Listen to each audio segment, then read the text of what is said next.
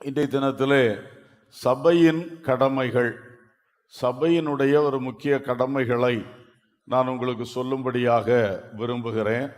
பலதும் நாம் செய்கிறதும் அறிந்ததுமான விஷயங்களாக இருக்கலாம், சிலது அப்படி இல்லை. நாம் இனி செய்ய வேண்டியதும் அல்லது செய்வதில் குறைவுபட்டதுமான காரியங்களும் கூட இருக்கின்றன. எனவே அதை நன்றாக நாம் புரிந்து கொண்டு, ஒரு சபையை கர்த்தர் உருவாக்கி வைத்திருக்கிறார். அதை அவருடைய சரீரம் என்று சொல்லி இருக்கிறார்.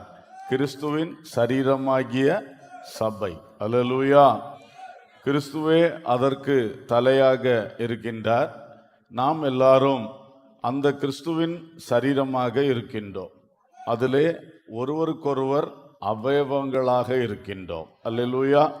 நாம் ஒவ்வொருவரும் கிறிஸ்துவின் சரீரத்தின் அவயவங்களாக இருக்கின்றோம். இதை மறக்கக்கூடாது. ஆனபடினாலே கிறிஸ்துவின் சரீரம் கிரியை செய்ய வேண்டும் என்றால், தன் கடமையை நிறைவேற்ற வேண்டும் என்றால், இந்த அவயவங்கள் கிரியை செய்யணும். அல்லேலூயா. நம்ம சரீரத்தில் நாம் கிரியை செய்ய வேண்டும் என்றால் நம்முடைய அவயவங்கள் கிரியை செய்கிறது. தலை அதை நடத்தி கொண்டிருக்கிறது. அதே மாதிரி தான் ஆண்டவர் இயேசு கிறிஸ்து இவ்வுலகத்தில் இருந்த நாட்களில் அவரே இறங்கி கிரியை செய்து கொண்டே இருந்தார். இப்பொழுது அவர் ஒரு தலையினுடைய ஃபங்க்ஷனை, செயல்பாட்டை அவர் கரெக்டாக செய்கிறார். அப்போ அவருடைய வழிகாட்டுப்படி ஒவ்வொரு அவயவங்களும் தன் தன் கடமைகளை கரெக்டாக செய்ய வேண்டும். அப்பொழுது ஒட்டுமொத்தமாக இந்த கிறிஸ்துவின் சரீரம் ஆண்டவர் நியமித்த கடமையை வெற்றியாக செய்ய முடியும். ஆமென். இந்த கண்ணோட்டத்தில் தேவ மக்கள் அப்போ சபை கடமைகளை செய்யணும். அதிலே நமக்கு பங்கு உண்டு. நாம் எந்த கடமைகளில் கர்த்தர் நம்மை நியமித்து வைத்திருக்கிறார், அதில் நாம் என்ன செய்ய வேண்டும், அந்த கண்ணோட்டத்தோடு நாம் இதை எடுத்துக்கொள்வோம். கர்த்தர் ஆசீர்வதிப்பாராக. இப்பொழுது முதலாவதாக சபையினுடைய மிக முக்கியமான ஒரு கடமை என்னவென்று சொன்னால், தேவனுடைய வார்த்தையையும் தேவனுடைய ஆவியையும் பெற்று அதை பிறருக்கு கொடுப்பது. இதுதான் ஒரு பேசிக்கான காரியம். ஆமென். தேவன் சபை என்கிற விஷயத்திலே அவருடைய வார்த்தையை முக்கியப்படுத்தி இருக்கிறார். அவருடைய வார்த்தை தான் கைட்லைன், அவருடைய வார்த்தை தான் எல்லாவற்றுக்கும் எல்லாமானது. ஏன்னா இயேசுவே வார்த்தையாக இருக்கிறார். அல்லேலூயா.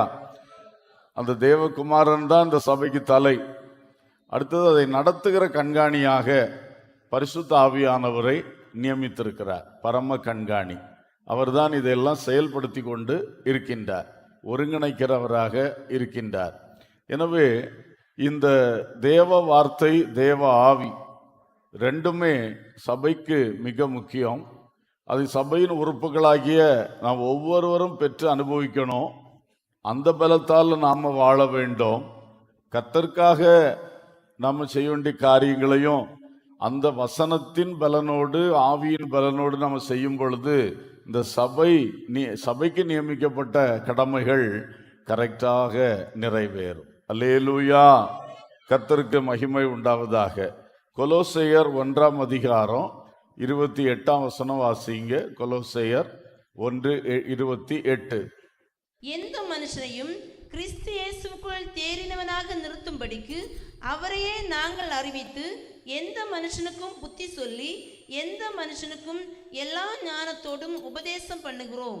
ஸ்தோத்திரம். இங்கே சொல்லப்பட்டிருக்கிறது, எல்லா மனுஷர்களுக்கும் புத்தி சொல்லுகிறோம், எல்லா மனுஷர்களுக்கும் எல்லா ஞானத்தோடும் உபதேசம் பண்ணுகிறோம் என்று சொல்லப்பட்டிருக்கிறது.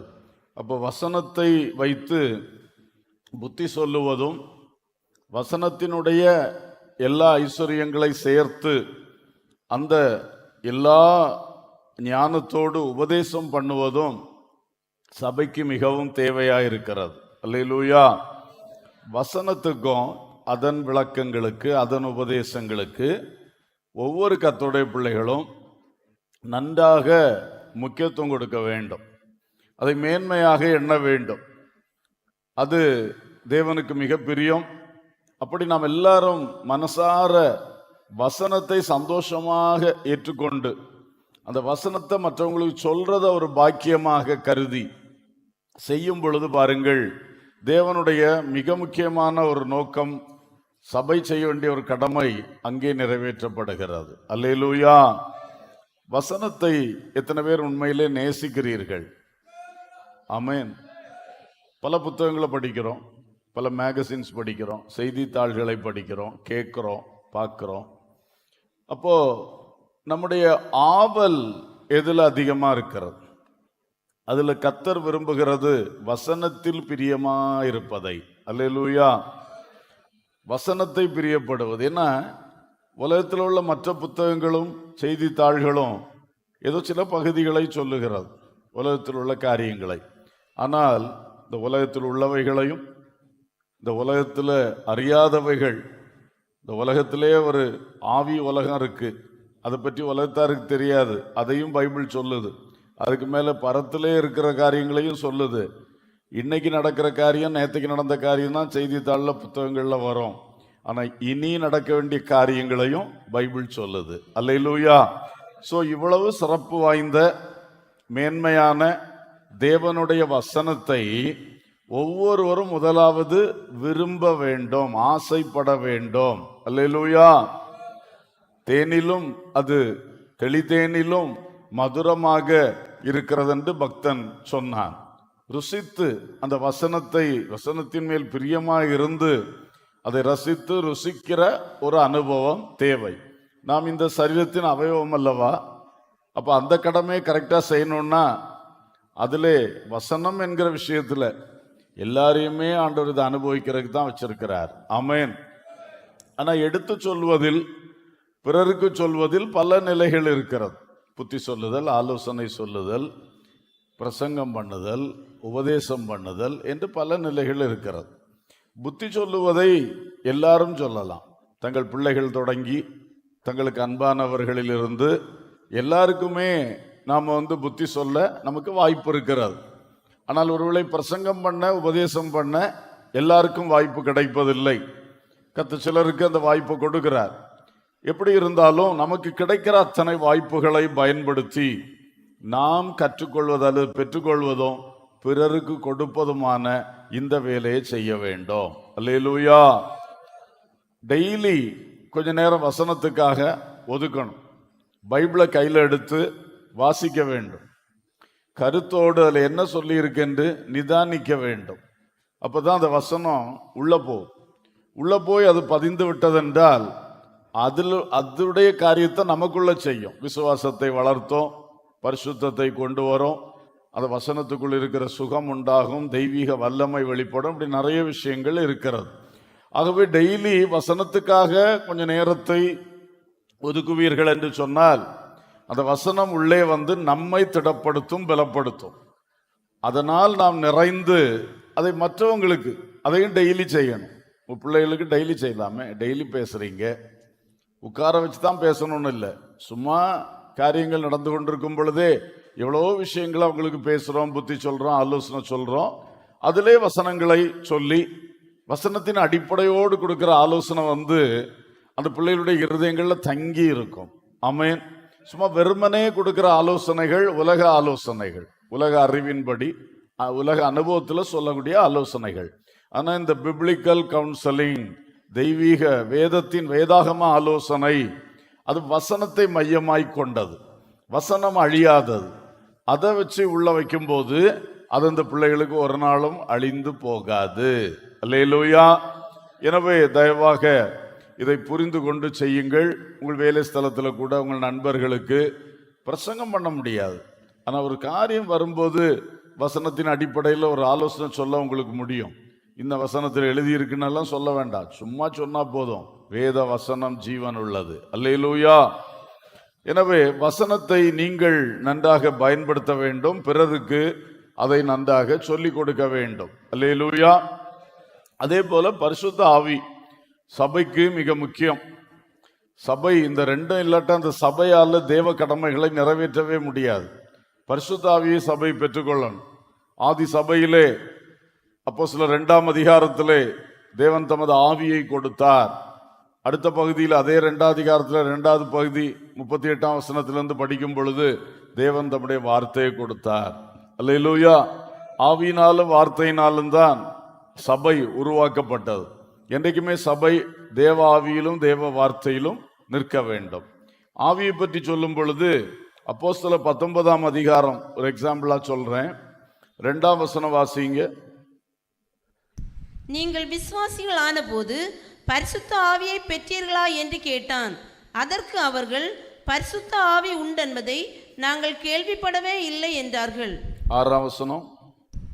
அல்லாமலும் பவுல் அவர்கள் மேல் கைகளை வைத்தபோது பரிசுத்த ஆவி அவர்கள் மேல் வந்தார்.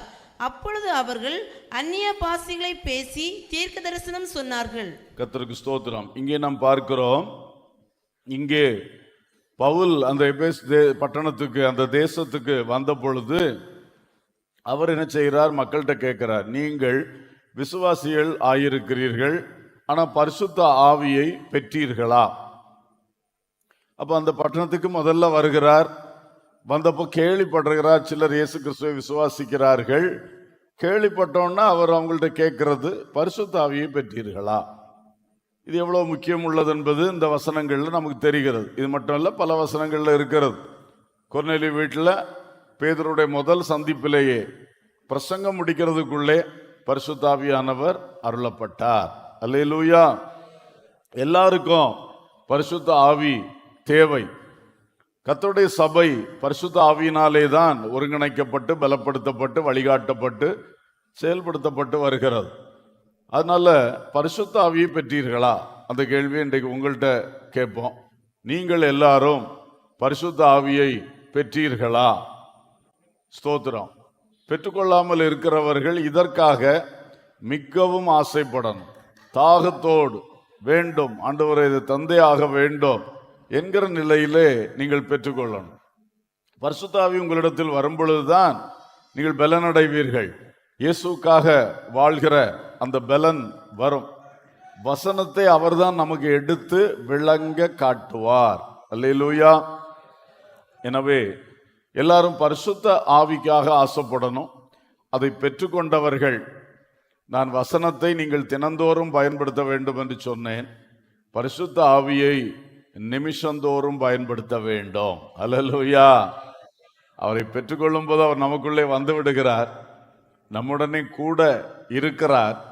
அவரை நிமிஷந்தோறும் நம்முடைய வாழ்வின் ஒரு மூச்சு போல எல்லா சிந்தனையும் அவரிடத்தில் சொல்லுகிற ஒரு பழக்கம். அவருக்கு தெரிவிக்காம, அவரிடத்தில் பகிர்ந்து கொள்ளாமல் ஒரு சிந்தனை கூட நான் சிந்திக்க மாட்டேன். அதுதான் பெரிய ஒரு வெற்றி. அதனால நம்ம வீட்டை பற்றி சிந்திக்கிறோமா, குடும்பத்தை பற்றியா, வேலையை பற்றியா, வசனத்தை பற்றியா, நாம் செய்கின்ற ஊழியங்களை பற்றியா, நம்முடைய சபையை பற்றியா, இந்த தேசத்தின் நிலவரங்களை பற்றியா, எதை சிந்தித்தாலும் பரிசுத்த ஆவியோடு நாம் அதை பகிர்ந்து கொள்ள, அந்த சிந்தனை மண்டலத்தை எப்பொழுதும் அவருக்கு திறந்து வைத்திருக்க, நம்முடைய சிந்தனை மண்டலத்தை எப்பொழுதும் அவருக்கு திறந்து வைத்திருக்க கற்றுக்கொள்வோம் என்று சொன்னா, இந்த பரிசுத்த ஆவியினால் நிரப்பப்பட்ட வாழ்க்கை செய்ய முடியும். அல்லேலூயா. ஆமென். எனவே பரிசுத்த ஆவி மிக மிக முக்கியம். ஆவியானவரை பெற்றுக்கொள்ள வேண்டும். பெற்றுக்கொண்ட ஆவியை வாழ்க்கை முழுவதிலும் அப்ளை பண்ணி அனுபவித்து கொண்டே இருக்க வேண்டும். ஆமென். ஸ்தோத்திரம். கர்த்தர் அந்த கிருபை செய்வாராக. அப்போ சபையில் ரொம்ப முக்கியம் வசனம், பரிசுத்த ஆவி. நான் கடந்த வாரத்தில் உங்களுக்கு சொன்னேன், சபையினுடைய முக்கியமான கூட்டங்களுக்கு நீங்கள் வரணும்னு சொல்லி. ஞாயிற்றுக்கிழமை ஆராதனை, திங்கட்கிழமை ஒரு பைபிள் ஸ்டடி, சனிக்கிழமை பகல் உபவாச ஜெபம், இரவு ஆவியில் நிறைகிற ஒரு கூட்டம். இது ரொம்ப முக்கியம், எல்லாருக்கும் இது தேவை. அதான் நம்முடைய முன்னோர்கள் அதை அப்படி நியமித்து தந்திருக்கிறார்கள் என்று சொன்னேன். இப்போ நான் சொன்ன வசனத்துக்கு திங்கட்கிழமை பைபிள் ஸ்டடியில் அதிக முக்கியத்துவம் கொடுத்து 1 மணி நேரமாவது வசனத்தை போதிப்போம். சனிக்கிழமை சாயங்காலம் பார்த்தீங்கன்னா அதிக நேரத்தை பரிசுத்த ஆவியில் நிரம்புவதற்காக நாம் எடுத்துக்கொள்வோம். அப்போ இதுக்கெல்லாம் அந்த முக்கியமானவைகளை விட்டுவிடாமல் அவைகளில் தொடர்ந்து எல்லா மக்களும், சரீரத்தின் அவயவங்களாய் இருக்கின்ற எல்லா மக்களும் அதில் பழகி வர வேண்டும், அதனால் பலனடைந்து வர வேண்டும் என்பதற்காகத்தான் இந்த கூட்டங்கள். பங்கு பெறணும். பங்கு பெற உற்சாகப்படணும். இந்த ஜெப நாட்களில் அப்படிப்பட்ட தீர்மானங்களை எடுத்து, நான் போன வாரம் சொன்னதே திரும்ப சொல்றேன், இதுவரைக்கும் எந்த லெவல்ல இருக்கீங்களோ ஒருபடி கூட முன்னேறுவதற்கு ஒரு தீர்மானத்தை கண்டிப்பாக எடுத்துக்கொள்ளுங்கள். ஹல்லேலூயா. தனிப்பட்ட முறையிலையும் வசனத்துக்கு முக்கியத்துவம் கொடுங்க. சபையாக கிறிஸ்துவின் சரீரமாகவும் வசனத்துக்கு முக்கியத்துவம் கொடுங்க. அதே மாதிரி தனிப்பட்ட முறையிலும் பரிசுத்த ஆவிக்கு நல்ல இடம் கொடுத்து ஆவியிலே நடத்தப்பட்டு வாழுங்கள். பரிசுத்த ஆவிக்கு சபையாகவும் சேர்ந்து எப்பொழுதும் இடம் கொடுப்போமாக. அல்லேலூயா. இந்த சண்டே சர்வீஸ்ல எல்லா பங்குகளும் இருக்கிறது. எல்லாத்துக்கும் முக்கியத்துவம் கொடுக்கணும். அதுதான் எனக்கு பிடிக்கும், இதுதான் எனக்கு பிடிக்கும் கிடையாது. எல்லாமே கர்த்தருக்குரியது. ஆராதனையா இருக்கட்டும், பாடலா இருக்கட்டும், செய்தியா இருக்கட்டும், சாட்சியா இருக்கட்டும், சபைக்கான அறிவிப்புகளா இருக்கட்டும், எல்லாமே நமக்குரியதுதான். சந்தோஷமாய் மனம் வந்து அதை உள்ள எடுத்துக்கொண்டால் நாம் இந்த சபையின் சரீரத்தின் அவயவம் என்கிறதுல நாம கடமை நிறைவேற்றி வெற்றி பெறுவோம். கர்த்தருடைய இந்த சபையும் தேவன் நியமித்த கடமையை நிறைவேற்றி வெற்றி பெறும். அல்லேலூயா. அப்ப வசனத்துக்கும் ஆவிக்கும் முக்கியத்துவம் கொடுத்து அதனால் நிரப்பப்பட்டு அதனால் அதை பிறருக்கும் கொடுப்பது. அன்றைக்கு அந்த மக்கள் எல்லாம் பவுல் ஜெபித்து அவங்க மேல கை வச்சோன்னா அபிஷேகம் பெற்று பரிசுத்தாவி பெற்று அந்நிய பாஷைகளில் பேசினார்கள். அந்த அனுபவம் இங்க இருக்கிற எல்லாருக்கும் வர வேண்டும். அல்லேலூயா. நாம் போய் ஊழியம் செய்கிற எல்லா இடங்களிலும் வரணும். நம்முடைய வீட்டு கூட்டங்கள், எல்லா கூட்டங்களிலும் இந்த அனுபவம் வர வேண்டும் என்று சபையாக விரும்புவோம், ஜெபிப்போம். கர்த்தர் கிரியை செய்வார். அல்லேலூயா. தேவனின் வார்த்தையை கேட்டு வாழ்பவன் எவனோ பாக்கியவான். தேவனின் வார்த்தையை கேட்டு வாழ்பவன் எவனோ பாக்கியவான். தேவனின் வார்த்தையில் ஜீவனுண்டே, ஆவியும் வல்லமை நிறைந்ததுவே. தேவனின் வார்த்தையில் ஜீவனுண்டே, ஆவியின் வல்லமை நிறைந்ததுவே. மாறி போல் பனி போல் இதயத்தை நனைக்கும் வார்த்தை உன் பேரில் இறங்கட்டுமே. மாறி போல் பனி போல் இதயத்தை நனைக்கும் வார்த்தை உன் பேரில் இறங்கட்டுமே. தேவனின் வார்த்தையை கேட்டு. ஆமென். அல்லேலூயா. கர்த்தருக்கு மகிமை உண்டாகட்டும். இரண்டாவதாக நம்முடைய சுபாவமும் சாட்சியும் மிக முக்கியமானவைகள். சபையிலே சபை நிறைவேற்ற வேண்டிய கடமையிலே வசனத்தையும் ஆவியையும் பெற்றுக்கொள்ள வேண்டும், பிறருக்கு கொடுக்க வேண்டும். அதே மாதிரி அடுத்தது தேவனுடைய பெரிய நோக்கம், சுபாவத்திலே நாம் கிறிஸ்துவின் தன்மையை பெற்றுக்கொள்ளணும், அதை பிறருக்கு கொடுக்கணும். அல்லேலூயா. சாட்சி வாழ்க்கை. சமுதாயத்திலே உலகத்திலே தேவ மக்கள் நல்ல ஒரு சாட்சியாய் விளங்கி அதன் மூலம் கிறிஸ்துவுக்கு சாட்சிகள் எழும்பி வருவதற்கு காரணர்களாக இருக்க வேண்டும். புரியுதா? ஆமென். இந்த இம்பார்ட்டன்ட் திங்ஸை நம்ம மனசுல பதிச்சிடணும். அப்ப இதுக்கெல்லாம் சேர்த்து தான் நம்ம கர்த்தரை பின்பற்றுகிறோம் என்பதை புரிந்து கொள்ளணும். எல்லாமே நம்முடைய வாழ்க்கைக்கு ஆசீர்வாதம், நம் மூலம் பிறருக்கு ஆசீர்வாதம். ரெண்டு பங்கும் எல்லா வீட்லையும் இருக்கிறது. இப்போ சுபாவம் மிக முக்கியம். கேரக்டர், இது கர்த்தர் ரொம்ப எதிர்பார்க்கிறதும் விரும்புகிறதும். சுபாவம் சரியில்லாவிட்டால் பரலோக ராஜ்யத்தில் பிரவேசிக்க முடியாது. ஆனபடினாலே நாம் அதில் ரொம்ப கவனம் செலுத்தணும். மத்தேயு 5:48 வாசிங்க. மத்தேயு 5:48. ஆகையால் பரலோகத்தில் இருக்கிற உங்கள் பிதா பூரண சற்குணராய் இருக்கிறது போல நீங்களும் பூரண சற்குணராய் இருக்க கடவீர்கள். பிதா, உங்கள் பிதா பூரண சற்குணர். அவருடைய குணங்களில் எதுவுமே கெட்டது கிடையாது. இருக்கிற எல்லா குணங்களும், சில குணம் பரவாயில்ல, சில குணம் நல்லா இருக்கு, அப்படி கிடையாது. எல்லாமே பூரணமான சற்குணம். அல்லேலூயா. நமக்கு அப்படி கிடையாது. மனுஷர்கள் நல்ல குணங்களும் இருக்கிறது, சில கெட்ட குணங்களும் ஆகாத குணங்களும் கூட இருக்கிறது. அப்போ நமக்கு தேவன் விரும்புகிற ஒரு பெரிய காரியம், சபையிலே தேவனுடைய சுபாவத்தை நாளுக்கு நாள் பெற்றுக்கொள்ள வேண்டும். அல்லேலூயா. கர்த்தருக்குள் இருக்கிற இந்த குணம் எப்படி நமக்குள் வரும்? கிறிஸ்துவின் சாயலை நாம் தரித்து கொள்ள வேண்டும் என்று இது இன்னொரு வார்த்தையில சொல்லியிருக்கு. அவருடைய சாயல், இமேஜ், அதுதான் அவருடைய குணம், குணாதிசயம். அதை பெற்றுக்கொள்ளணும். இப்ப நமக்கு ஜென்ம குணங்கள் மோசமானதா இருக்குது. எரிச்சல், பொறாமை, துன்பப்படுத்துறது, இந்த மாதிரி நிறைய கெட்ட கெட்ட குணங்கள் நமக்கே தெரியும். அதெல்லாம் பரலோகத்துக்குள்ள போகாத குணங்கள், இயேசு விரும்பாத, பிதா விரும்பாத குணங்கள். உலகத்துல இந்த மண்ணில் அது விதைக்கப்பட்டிருக்கு பாவத்தினால. அது விளைஞ்சி விளைஞ்சி எல்லாருக்குள்ளேயுமா வந்துகிட்டே இருக்கு. ஸோ அதுக்கு விலகி அந்த ஜென்ம குணங்களை மாற்றி கிறிஸ்துவின் குணத்தை, திவ்ய சாயலை, கிறிஸ்துவின் சாயலை, divine nature, Christ like nature, அதை நாம பெற்றுக்கொள்ள வேண்டும் என்பதுதான் தேவனின் விருப்பம். ஹல்லேலூயா. வசனம், ஆவி. அதுபோல அடுத்தது நம்ம இதுக்கு முக்கியத்துவம் கொடுக்கணும். என் சுபாவம் இத்தனை வருஷமா எவ்வளவு மாற்றம் பெற்றிருக்கிறது. நான் சபைக்கு வர தொடங்கி இத்தனை ஆண்டுகள் ஆகிறது. என்னுடைய சுபாவத்தில் எது எது குறைவு மாறி அந்த பிதாவுடைய நிறைவான குணத்துக்கு நேராக வளர்ந்து கொண்டிருக்கிறது, சரியாகி கொண்டிருக்கிறது. இது ரொம்ப முக்கியம். இதை கவனிக்கணும்.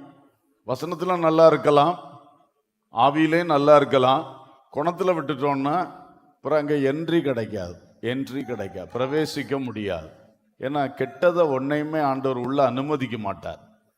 அதில் ரொம்ப கரெக்டாக இருக்கிறார். நாம் கிறிஸ்துவிடத்தில் இருந்து அதை இப்பொழுது ஆவியின் மூலம், வசனத்தின் மூலம் நல்லா பெற்றுக்கொண்டு நம்ம உருவாகணும்.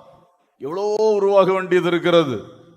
சிலர் கொஞ்சம் கூட மாற்றம் இல்லாமல் இருக்கிறது மிக மிக சங்கடம். சில கெட்ட குணங்கள் வெளியிலே பட்டுன்னு வெளிப்படுது. உலகத்துக்கே தெரியுது, மக்களுக்கே தெரியுது, இவருக்கு இது சரியில்லைன்னு சொல்லி. அது திருந்தணும். அது திருந்தினா மட்டும் போதாது.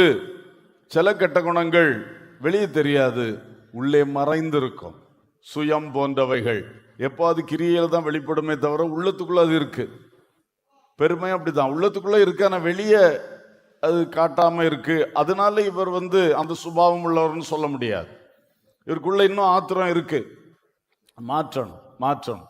எவ்வளவு தூரம் இதுக்காக பிரயாசப்படுகிறோமோ அவ்வளவு தூரம் சபையிலே, பரலோகத்திலே நாம் வெற்றியுள்ள பாத்திரமாக இருக்க முடியும். ஆமென். இது அநேகர் இந்த கவனம் செலுத்தாத ஒரு இடமாக்கும் நான் இப்ப சொல்லுகிறது. சுபாவமும் சாட்சியம் மிக மிக முக்கியம். இதை எப்படி அடைய வேண்டும் என்று 2 கொரிந்தியர் 3:18 வாசிங்க. நாம் எல்லாரும் திறந்த முகமாய் கர்த்தருடைய மகிமையை கண்ணாடியிலே காண்கிறது போல கண்டு, ஆவியாயிருக்கிற கர்த்தரால் அந்த சாயலாகத்தானே மகிமையின் மேல் மகிமை அடைந்து மறுரூபப்படுகிறோம்.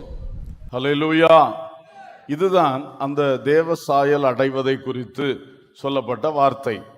நாம் என்ன செய்கிறோம்? இப்பொழுது இயேசுவை கண்ணாடியில காண்கிறது போல காண்கிறோம், நேராய் பார்க்கவில்லை. ஆனால் அவருக்குள் இருக்கிற அந்த நிறைவான திவ்ய குணத்தை நம்ம கண்ணாடியில பார்க்கறது போல பார்த்து நம்ம என்ன செய்கிறோம்? அதை அனுபவித்து கொண்டே இருக்கணும்.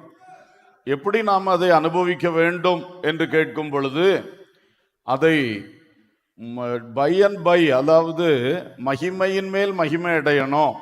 இன்னொரு வசனத்துல நாளுக்கு நாள் புதுப்பிக்கப்படணும் இருக்கு. டெய்லி ஒரு புதுப்பித்தல் வரணும். அதே மாதிரி இதுவும் அப்படிதான். அந்த புதுப்பித்தல் என்பது மகிமையின் மேல் மகிமை. முந்தி உள்ள பழைய குணம், லெச்சை, அவமானம், கேவலம், இதை நமக்கு கொடுத்துட்டே இருந்துச்சு. நமக்கும் கொடுத்தது, சபைக்கும் கெட்ட பேர் தான் வந்துட்டு இருந்தது நம்மளால.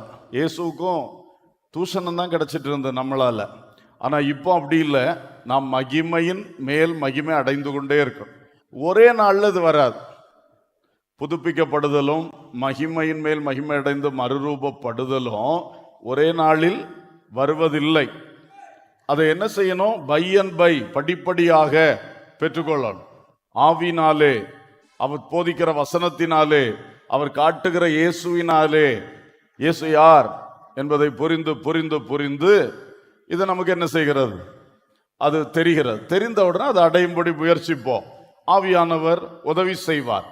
இப்படி நாம் கண்டிப்பாக ஒவ்வொருவரும் இந்த தேவ மகிமை அடைவது அல்லது தேவ மகிமை அடைவது இந்த வசனம் சொன்னாலும் அந்த மறுரூபம், நம்முடைய உள்ளான மனிதன் கிறிஸ்துவுக்கு ஒப்பான சாயலிலே மறுரூபம் அடைவது. ஒரு அல்லேலூயா சொல்லுவோம்.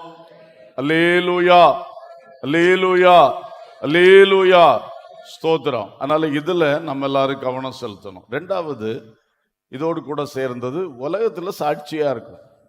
அப்போஸ்தலர் 1:8 வாசிப்போம். அப்போஸ்தலர் 1:8. பரிசுத்த ஆவி உங்களிடத்தில் வரும்போது நீங்கள் பலனடைந்து எருசலேமிலும் யூதேயா முழுவதிலும் சமாரியாவிலும் பூமியின் கடைசி பரியந்தமும் எனக்கு சாட்சிகளாய் இருப்பீர்கள் என்றார். ஸ்தோத்திரம். பரிசுத்த ஆவி உங்கள்கிட்ட வந்த உடனே நீங்க பலனடைவீங்க. உலகம் முழுவதும் நீங்கள் கிறிஸ்துவுக்கு எனக்கு சாட்சிகளாய் இருப்பீர்கள். அல்லேலூயா. அப்ப பாருங்க, இயேசு கிறிஸ்துவுக்கு நாம் சாட்சியை உலகத்துல வெளிப்படுத்தணும்.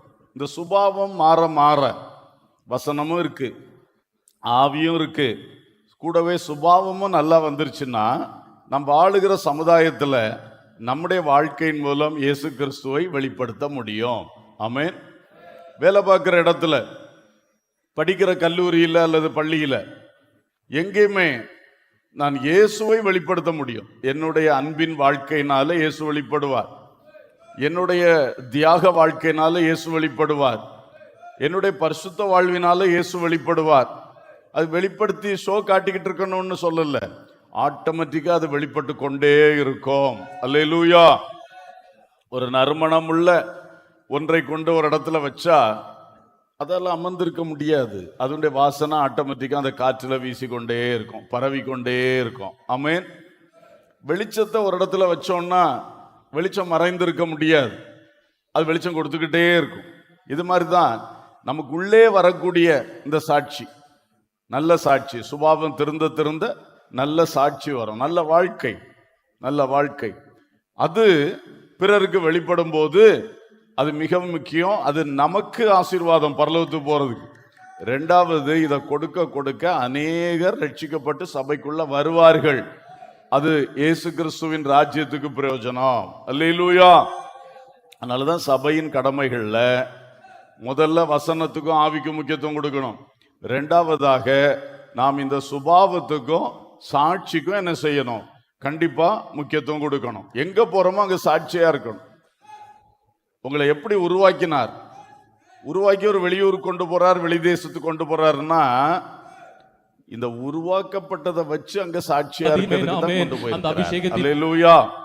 இன்னும் உருவாக்கி கொண்டே இருக்கிறார். ஆகவே இந்த விஷயத்திலும் தேவ மக்கள் அதிக கவனம் செலுத்துவோமாக. ஒரு அல்லேலூயா சொல்லுவோம். உலகம் எங்கும் சென்று இயேசுவின் வார்த்தையை கூறி சீஷராயாவருமாற இயேசுவின் வழி நடப்போம். உலகம் எங்கும் சென்று தெரிந்தவர்கள் சேர்ந்து பாடலாம். இயேசுவின் வார்த்தையை கூறி சீஷராயாவருமாற இயேசுவின் வழி நடப்போம். சாட்சிகளாய் வாழ்ந்திடுவோம் உன்னத வாழ்வினிலே. சாட்சிகளாய் வாழ்ந்திடுவோம் உன்னத வாழ்வினிலே. குமரி முதல் இமயம் வரை சென்றிடுவோம் நாம். இயேசுவின் சிலுவையை உயர்த்திடுவோம் நாம். குமரி முதல் இமயம் வரை சென்றிடுவோம் நாம். இயேசுவின் சிலுவையை உயர்த்திடுவோம் நாம். அல்லேலூயா. ஸ்தோத்திரம். மூன்றாவது, வருகையும் மகிமையும். சபைக்கு அடுத்த முக்கியமான ஒரு கடமை, வருகைக்கு ஜனங்கள் ஆயத்தமாக்கணும். மறுமையின் மகிமைக்கு ஜனங்களை தயார்படுத்தணும். நாம் ஆயத்தமாகணும், ஜனங்களை தயார்படுத்தணும். இந்த ரெண்டும் கூட எல்லாமே முக்கியத்துவம் வாய்ந்ததுதான். அடிப்படைகளை சொல்லி கொண்டு வருகிறேன். வருகையும் மகிமையும், இந்த வார்த்தைகளை மறந்துடக்கூடாது. தேவ வார்த்தையும் தேவ ஆவியும், சுபாவமும் சாட்சியும். மூன்றாவது, கிறிஸ்துவின் வருகையும் தேவ மகிமையும் என்பது நமக்கு தெரிந்த வசனம் தான். 1 தெசலோனிக்கேயர் 4:16-17 வாசிக்கலாம், கவனியுங்கள். ஏனெனில் கர்த்தர் தாமே ஆரவாரத்தோடும் பிரதான தூதனுடைய சத்தத்தோடும் தேவ எக்காலத்தோடும் வானத்திலிருந்து இறங்கி வருவார். அப்பொழுது கிறிஸ்துவுக்குள் மரித்தவர்கள் முதலாவது எழுந்திருப்பார்கள். பின்பு உயிரோடிருக்கும் நாமும் கர்த்தருக்கு எதிர்கொண்டு போக மேகங்கள் மேல் அவர்களோடே கூட ஆகாயத்தில் எடுத்துக்கொள்ளப்பட்டு இவ்விதமாய் எப்பொழுதும் கர்த்தருடனே கூட இருப்போம். Praise the Lord. Hallelujah. இங்கே சொல்லப்பட்டிருக்கிறது, இயேசு கிறிஸ்து வருவார். ஆரவாரத்தோடும் பிரதான தூதனுடைய சத்தத்தோடும் தேவ எக்காலத்தோடும் அவர் பரலோகத்திலிருந்து ஆகாயத்துக்கு இறங்கி வருவார். அப்பொழுது கிறிஸ்துவுக்குள் மரித்தவர்கள் முதலாவது எழுந்து ஆகாயத்தில் இயேசுவை சந்திப்பார்கள். அவர்களோடு கூட அப்பொழுது உயிரோடு இருக்கும் கிறிஸ்துவுக்குள் இருக்கும் நாமும் எடுத்துக்கொள்ளப்பட்டு இயேசுவோடு சேர்க்கப்படுவோம். அல்லேலூயா.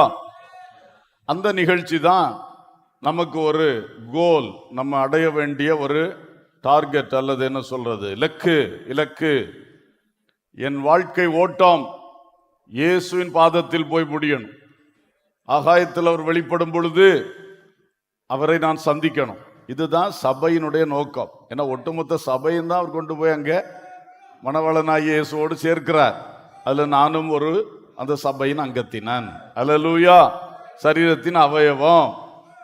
இயேசுவோட இந்த சரீரம் இயேசுவோடு சேர்க்கப்படுவது அன்னைக்கு தான், ஆவிக்குரிய அர்த்தத்தின்படி. அப்போ ஒரு முழுமை வந்துடும். இப்போ இயேசு நமக்கு என்ன சொல்றது, நம்ம விசுவாசத்தினால தான் பார்க்கிறோம். நேரடியாக பார்க்க முடியல, நேரடியாக பழக முடியல. ஆவியானவர் நம்மோடு இருக்கிறார். அவரை ஆவியில தான் உணர்ந்து கொண்டிருக்கிறோம். ஆனால் இந்த சம்பவம் நடந்த உடனே எல்லாவற்றையும் அப்படியே பார்க்க முடியும். அல்லேலூயா. அதுக்கு பிறகு தோல்வியே கிடையாது யாருக்கும். இந்த உலகத்தில் உள்ள எந்த தொந்தரவும் கிடையாது. அப்போ இந்த வருகை நம்ம எல்லாருக்கும் மிக முக்கியம். விசுவாச மக்கள், ஊழியக்காரர்கள், தேவ பிள்ளைகள் அத்தனை பேருமே உலகத்தில் எதை செய்தாலும், எதில் ஈடுபட போகும் பொழுதும், ஒரு புதிய காரியத்தை தொடங்கும் பொழுதும் உங்க கவனம் எதில் இருக்கணும்னா, இது இயேசுவின் வருகையில் நான் எடுத்துக்கொள்ளப்படுவதற்கு தடை செய்துவிடக் கூடாது. ராமேன் சொல்லுவோம். உலகத்தரத்தை பார்க்க மாட்டாங்க. லாபம் கிடைக்குமா, அது கிடைக்குமா, இது கிடைக்குமா, சரி செய்து பார்ப்போம் அப்படின்னு டக்குன்னு இறங்கிடுவாங்க எந்த விஷயத்திலையும். ஆனா இதை அறிந்த தேவ பிள்ளைகள் கவனமா இருக்கணும். ஒரு சொத்து வாங்குறதா இருக்கட்டும், ஒரு கல்யாணம் முடிக்கிறதா இருக்கட்டும், எந்த காரியத்திலும் எனக்கு முக்கியம் என் ஆத்துமா இயேசுவின் வருகையில் இயேசுவை போய் சேரணுமே. அதுக்கு இடையூறாக இந்த சொத்து வந்துடக்கூடாது, இந்த மனைவியோ கணவனோ ஆயிடக்கூடாது. எந்த விஷயம் ஒரு பார்ட்னர்ஷிப் வைக்கிறது, ஒரு புதிய வேலைக்கு போறது, ஒரு தொழிலை தொடங்குவது, எல்லாத்திலுமே கவனமா இருக்கணும். இந்த எண்ணத்தோடு உள்ள ஜெபங்கள் தேவை. ஆண்டவரே, இது நீங்க வைத்தது தானாப்பா, நீங்க தருகிறது தானா என்பது தேவ பிள்ளைக்கு ரொம்ப தேவை. ஏன்னா நமக்கு வருகை முக்கியம். உலகத்துல இதெல்லாம் அனுபவிச்சுட்டு வருகையை இழந்துட்டா எவ்வளவு பெரிய ஃபெயிலியரா மாறிடுவோம். ஆனபடினால எந்த விஷயத்திலும் கவனமா இருக்கும். ஒருத்தன்ட்ட போய் நம்ம காரியத்தை சாதிக்கிறதுக்கு ஏதாவது ஒன்று செஞ்சு சாதிக்கிறதுக்குள்ள வழிகள் இருக்கு. நம்ம கவனமா இருக்கணும்.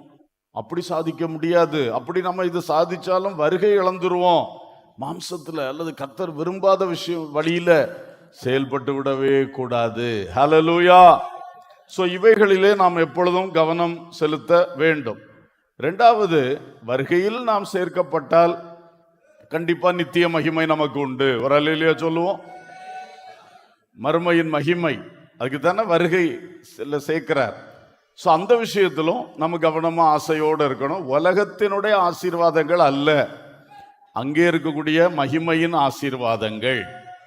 அது அழியாதது, ஒளியாதது, ஏமாற்றாதது. இது அழிகிறது, ஒளிகிறது, தேய்கிறது, எல்லாமே இங்க நடக்குது, பூமிக்குரியது. இதுக்காக நாம் பிரயாசப்படவில்லை. அந்த அழியாத மகிமையை பெற்றுக்கொள்வதற்கு தான் இந்த பிரயாசம் எல்லாம் எடுக்கிறோம். அல்லேலூயா. ஒரு வசனத்தை வாசித்து விடுவோம். கொலோசையர் 3:3-4 வாசிங்க. கொலோசையர் 3:3-4. ஏனென்றால் நீங்கள் மரித்தீர்கள், உங்கள் ஜீவன் கிறிஸ்துவுடனே தேவனுக்குள் மறைந்திருக்கிறது. நம்முடைய ஜீவனாகிய கிறிஸ்து வெளிப்படும் போது நீங்களும் அவரோட கூட மகிமையிலே வெளிப்படுவீர்கள். மகிமையிலே வெளிப்படுவீர்கள். அல்லேலூயா. அப்ப இந்த மகிமை அந்த வருகையோடு ஸ்டார்ட் ஆகுது. நமக்கு நாம் நேரடியாய் தேவனுடைய மகிமையை அனுபவிக்கிறது கிறிஸ்துவின் வருகையிலிருந்து ஆரம்பிக்கிறது. அவரோடு நாம் வெளிப்பட போகிறோம். அதுக்காக இப்பொழுது நம்முடைய ஜீவன் கிறிஸ்துவுடனே கூட பிதாவாகிய தேவனுக்குள் மறைந்திருக்கிறது. அல்லேலூயா. ஞானஸ்நானம் பெறும் பொழுது இது நடக்கிறது. பரிசுத்த ஆவியை பெறும் பொழுது இது முத்திரிக்கப்படுகிறது. என்ன? நம்முடைய வாழ்வுக்கு ஒரு பெரிய இன்சூரன்ஸ். அது தேவனுக்குள் வைக்கப்படுகிறது. இப்ப எத்தனை பேருடைய வாழ்க்கை தேவனுக்குள் வைக்கப்பட்டு இருக்கிறது? அல்லேலூயா. நிச்சயமாக ஞானஸ்நானம் பெற்று பரிசுத்த ஆவி பெற்று ஆண்டவருக்குள்ள வாழ்ற பிள்ளைகளுடைய வாழ்க்கை கண்டிப்பாக கிறிஸ்துவோடு கூட தேவனுக்குள் மறைக்கப்பட்டிருக்கிறது. அல்லேலூயா.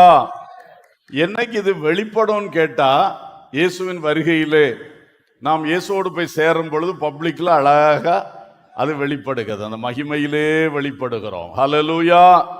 ஸ்தோத்திரம். ஆகவே இந்த காரியங்களையும் மனதில் வைத்து எந்த விஷயத்திலும் வருகை இழந்துடக்கூடாது. அடுத்தது அங்க பொக்கிஷங்களை இழந்துடக்கூடாது. மகிமையின் அழியாத பொக்கிஷங்கள் நிறைய இருக்கு. அதை நம்ம இழந்து விடவே கூடாது. ஒரு அல்லேலூயா சொல்லுவோம். இப்போ வெளிநாட்டுக்கு போறாங்க இல்லை வெளியூருக்கு போறாங்கன்னு வச்சுக்கோங்க. அவங்க இனி கொஞ்ச காலம் அங்கே தான் வாழ போறோம்னு தீர்மானிச்சிட்டா வீட்டிலேருந்து புறப்படும் போதே, இப்போ வெளியூர்னு வச்சுக்கிடுங்களேன், வீட்டில் கொஞ்சம் ஃபர்னிச்சர்லாம் கிடக்கு. இந்த ஃபர்னிச்சர் எல்லாம் ஒரு லாரியில் ஒரு பார்சல் சர்வீஸில் ஏற்றி அங்கே விட்டுருவாங்க. இப்போவுமே இவங்க போகிறதுக்குள்ளே அது பார்சலில் அங்கே போய் சேர்ந்துடும். அடுத்தது இவங்க போகும்போது கொண்டு போகிறதுக்கு பேக் நிறைய எல்லாம் திங்ஸ் எல்லாம் எடுத்துகிட்டே இருப்பார்கள். இதை ஒவ்வொன்றா சேர்த்து வைப்பாங்க. கொஞ்சம் இது நம்ம கொண்டு போகணும், பேக்கில் வச்சுருவோம், இல்லாட்டா மறந்துடும். அப்படி சேர்ப்பாங்க. பேக்லையும் சேர்ப்பாங்க. அதை அன்னைக்கு கொண்டு போவாங்க யாத்திரையோடு கூட. அதே வேளையில் நேரமே கொஞ்சம் அனுப்பி வச்சிருக்கிறது அங்கே இவங்களுக்காக காத்திருக்கும். அங்கே போன உடனே அவைகளையும் என்ன செய்வார்கள்? பெற்று அனுபவிப்பார்கள். இதே மாதிரி தான் நம்ம அந்த பேகு தான் நம்ம ஆத்துமா. அந்த இடம் தான் அந்த பரலோக ராஜ்யம். அப்போ இப்போ நம்ம இந்த உலகத்தில் வாழும் பொழுதே நமக்கு தெரியுது, நாம் ஒரு நாள் பரலோக ராஜ்யத்துக்கு போக போகிறோம், இயேசுவோடு பிதாவோடு வாழ போகிறோம். அப்போ இப்போமே இங்கிருந்து ஃபர்னிச்சர்லாம் அனுப்புவாங்கன்னு சொன்ன மாதிரி அனுப்பக்கூடியதை இங்கிருந்து அனுப்பிக்கொண்டே இருக்கணும். அல்லேலூயா. பைபிள் நிறைய சொல்லுது. ஜெபிக்கிறது அங்கே போய் சேருது, தான தர்மம் செய்கிறது அங்கே போய் சேருகிறது, பிறருக்கு உதவி செய்கிறது, உங்கள் கிரியைகள் எல்லாவற்றுக்கும் அங்கே பலன் உண்டாகி கொண்டே இருக்கிறது. அப்போ இயேசுக்காக நீங்கள் செய்கிற அத்தனை கிரியைகளும் உங்களுக்கு இங்கிருந்து நீங்கள் பார்சல் அனுப்புறதுக்கு சமானம். எல்லாம் அங்கே போய் ஸ்டோர் ஆகிட்டே இருக்கும் உங்கள் பொக்கிஷத்தில். அடுத்தது இந்த ஆத்துமாவில் சேர்க்கணும். ஆத்துமாவில் வசனத்தை படித்து அதனால விசுவாசத்தை சேர்த்துக்கிறோம், பரிசுத்தத்தை சேர்த்துக்கிறோம், பரிசுத்த ஆவியை பெற்றுக்கொள்ளதுனால அபிஷேகத்தை நம்ம சேர்த்து வைக்கிறோம். இப்படி நிறைய பொக்கிஷங்கள் ஆத்துமாவுக்குள்ள சேர்த்து வைக்கிறோம். பாருங்க, இந்த ஆத்துமா நம்மளோடு கூட வரும். இந்த பேக் எடுத்துட்டு போற மாதிரி, கேரி ஆன் பேக் மாதிரி. சரீரம் வராது. சரீரத்தில் எதை வச்சாலும் வராது, பூமியில எதை வச்சாலும் அது வராது. ஆனா ஆத்துமாவுக்குள்ள எதெல்லாம் வைக்கிறதுக்கு முடியுமோ அதெல்லாம் அங்க வைக்கணும். அது நிச்சயமா நம்மோடு கூட வரும். பரதீசில் போகும்போதும் கூட வரும், பரலோகத்தில் போகும்பொழுதும் கூட வரும். அல்லேலூயா. எப்போ நம்ம கையில இருக்கோம் அந்த பேக், அங்கே ஏற்கனவே சேர்த்து வைக்கணும். இந்த மாதிரி ரெண்டு விதமா நம்ம சேர்த்துட்டோம்னா மகிமையில் பங்குகள் மிகுதியாக இருக்கும். அல்லேலூயா. இன்னைக்கு எத்தனை தேவ பிள்ளைகளுக்கு அந்த சிந்தை அடிக்கடி வருகிறது? ஆமென். உலகத்துல எதை இழந்தாவது அழிந்து போகாத பொக்கிஷத்தை சேர்த்து கொண்டே இருக்கணும். இந்த நிலை நிற்காத போஜனத்துக்காக கிரியை செய்யாதிருங்கள், நிலை நிற்கிற போஜனத்துக்காகவே கிரியை செய்யுங்கள்னு இயேசு சொன்னார். அல்லேலூயா. எனவே அன்பர்களே, வருகையும் மகிமையும் மிக மிக முக்கியமானவைகள். இவைகளில் நாம் கவனம் செலுத்தணும். இது கர்த்தருடைய சரீரமாகிய சபைக்கு மிக முக்கியம். நம்மிடத்திலிருந்து பிறர் வருகை பற்றி அறியணும். எதுக்கு இவங்க இந்த ஓட்டம் ஓடுறாங்க? அது இயேசுவின் வருகையில் சேர்க்கப்படுறதுக்காக ஓடுறாங்க, மகிமையில பங்குகளை சேர்க்கறதுக்காக ஓடுறாங்க. நம்ம எல்லாம் உலகத்தில் உள்ளதுக்கெல்லாம் போறோம், ஆனா அவங்க வேற கோல் வச்சிருக்காங்க என்பது நம்ம வாழ்க்கையின் மூலம் தெரிய வரும், சொல்லுவதன் மூலம் தெரிய வரும். ஏன் இப்படி செய்றீங்கன்னு கேட்டா கரெக்டா சொல்லணும். அப்போ நம்ம வாழ்க்கையில இந்த வருகையும் மகிமையும் மிக முக்கியம்.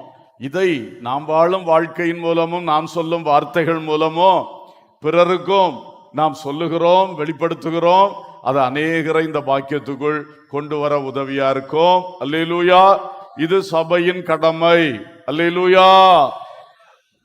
தேவ சாயல், தேவ மகிமை, தேவ பிள்ளைகள் அடையும் பாக்கியம். தேவ சாயல், தேவ மகிமை, தேவ பிள்ளைகள் அடையும் பாக்கியம்.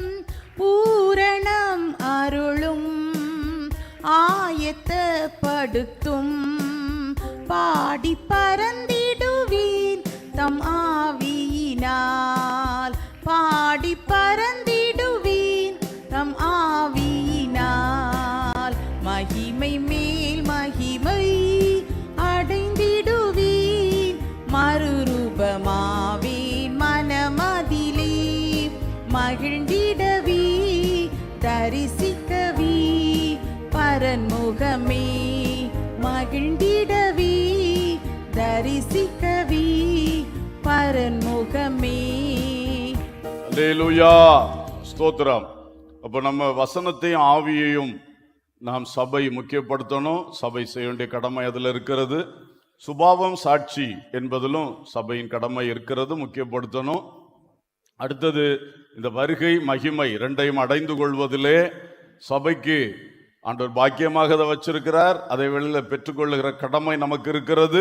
பிறருக்கு பெற்றுக்கொள்ளுகிற கடமையும் சேர்ந்து சபைக்கு இருக்கிறது. அல்லேலூயா. இனி நான்காவதாக நற்செய்தி, நற்கிரியைகள், இந்த ரெண்டையும் குறித்து பார்ப்போம். நற்செய்தி அறிவித்தல், நற்கிரியைகள் செய்தல், good news and good deeds, இந்த ரெண்டுமே கர்த்தர் சபைக்கு வைத்திருக்கிறார். வாசியுங்கள் மார்க்கு 16:15. பின்பு அவர் அவர்களை நோக்கி, நீங்கள் உலகமெங்கும் போய் சர்வ சிருஷ்டிக்கும் சுவிசேஷத்தை பிரசங்கியுங்கள். இயேசு சொன்னார், சீஷர்களை பார்த்து சொன்னார், நீங்கள் உலகமெங்கும் போக வேண்டும். இந்த எருசலேமை சுத்தி சுத்தி இருக்கக்கூடாது, யூதயாவை சுத்தி சுத்தி மட்டும் இருக்கக்கூடாது. உலகம் எங்கும் போக வேண்டும், சர்வ சிருஷ்டிக்கும் சுவிசேஷத்தை அறிவிக்க வேண்டும். அல்லேலூயா. எந்த மனுஷனுக்கும் நீ தேசம் பாராமல், ஜாதி பாராமல், இனம் மொழி பாராமல் எல்லாருக்கும் சுவிசேஷம் அறிவிக்கணும். இது சபையின் கடமை. அல்லேலூயா சொல்லுவோம். ஸ்தோத்திரம். பவுல் சொல்லுவார் ரோமர் 15 ரோமர் 15:19 எருசலேமிலிருந்து இல்லிரிக்கும் தேசம் வரைக்கும் நான் கிறிஸ்துவின் சுவிசேஷத்தை பூரணமாய் பிரசங்கித்திருக்கிறேன். ஆமென்.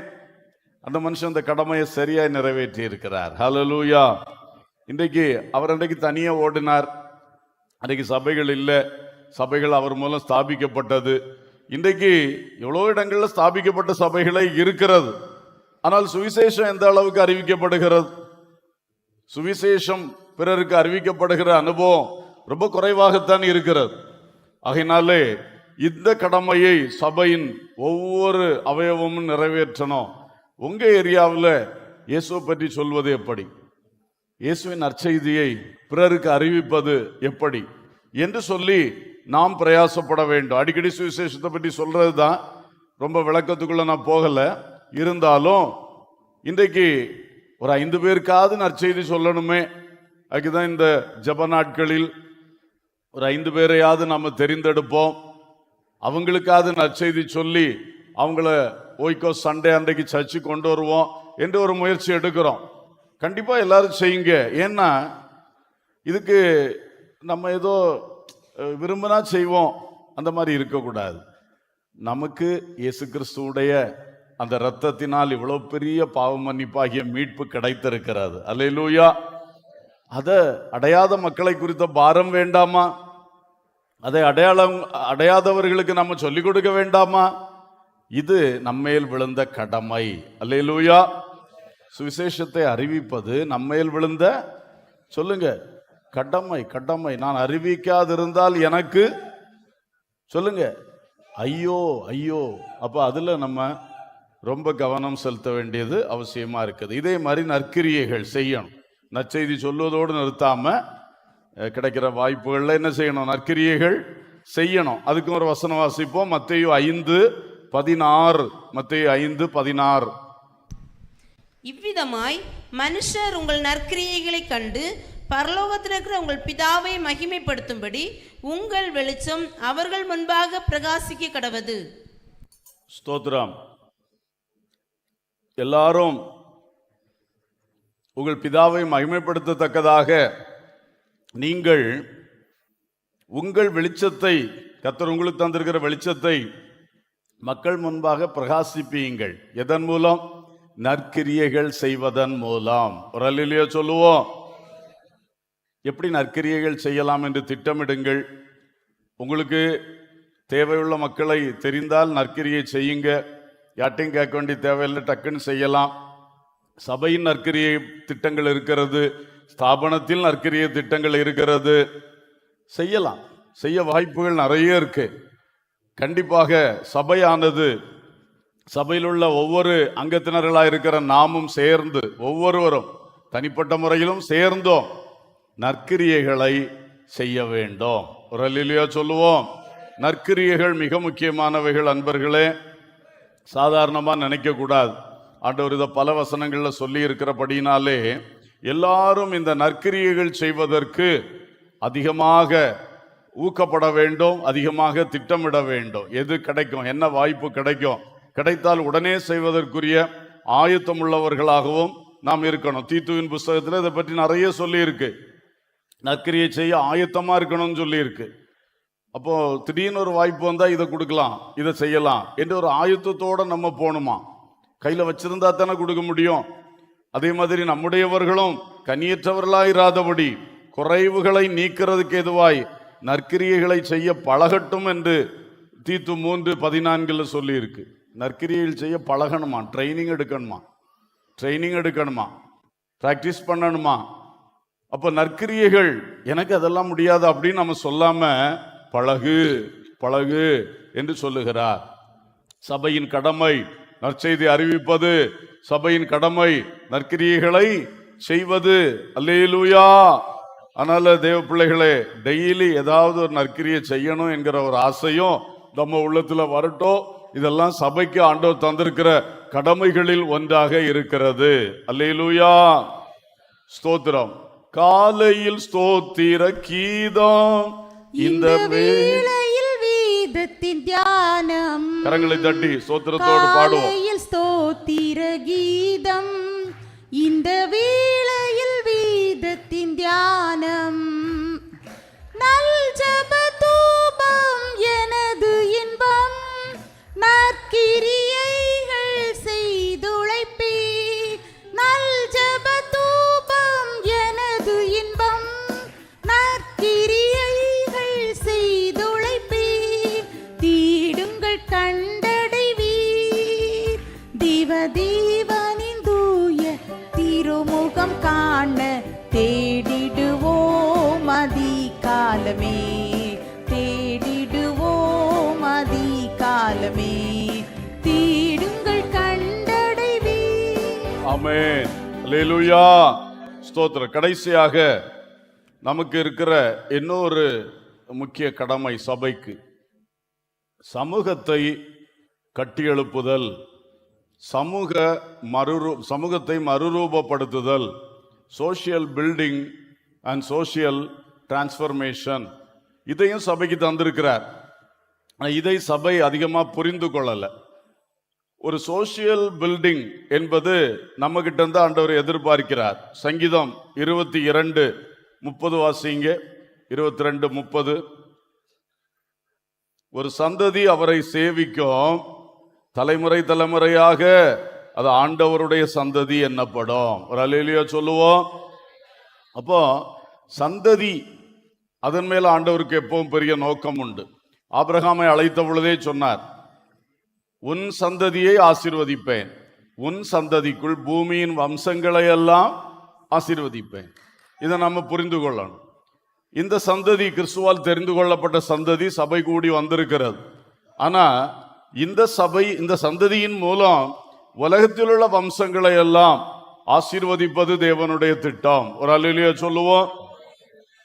நம்முடைய தலைமுறைகளை சரியாக கட்டி எழுப்பணும். அதன் மூலம் இந்த சமூகத்தையே கட்டி எழுப்ப முயற்சிக்கணும்.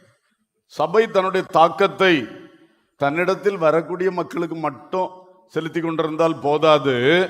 இந்த சபை இது சுற்றி இருக்கிற சமூகத்துக்கு, அந்த சமூகத்தை கட்டி எழுப்பக்கூடிய அந்த தரிசனத்தோடு இந்த சபை செயல்பட வேண்டும் என்பதுதான் தேவனுடைய விருப்பம். அல்லேலூயா.